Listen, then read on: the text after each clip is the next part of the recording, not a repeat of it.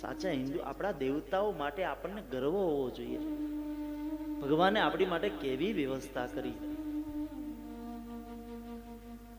કોકને શાંત ગમે, કોકને શાંત ગમે એટલે ભગવાન શાંતાકારમ ભુજગશયનમ પદ્મનાભમ સુરેશમ વિશ્વાધારમ ગગન સદૃશમ મેઘવર્ણમ શુભાંગમ લક્ષ્મીકાંતમ કમલનયનમ યોગી વિરદ્યાનગમ્યમ વંદે વિષ્ણુ ભવભયહરમ સર્વલોકૈકનાથમ.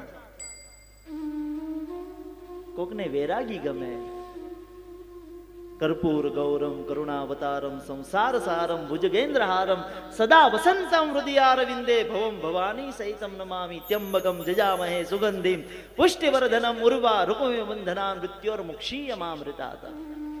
કોકને શક્તિ ગમે, યા દેવી સર્વભૂતેષુ શક્તિ રૂપેણ સંસ્થિતા નમસ્તસ્યૈ નમસ્તસ્યૈ નમસ્તસ્યૈ નમો નમઃ.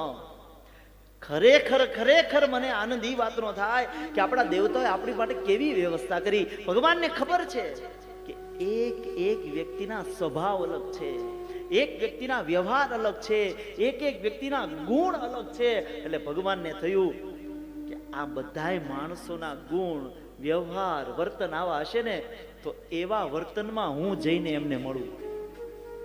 એ યથા મામ પ્રપદ્યંતે.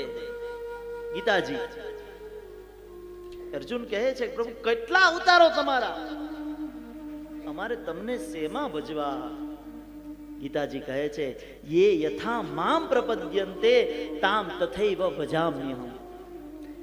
જેવો મને જે રીતે જોશે ને એવો એને હું ઈ રીતે મળીશ.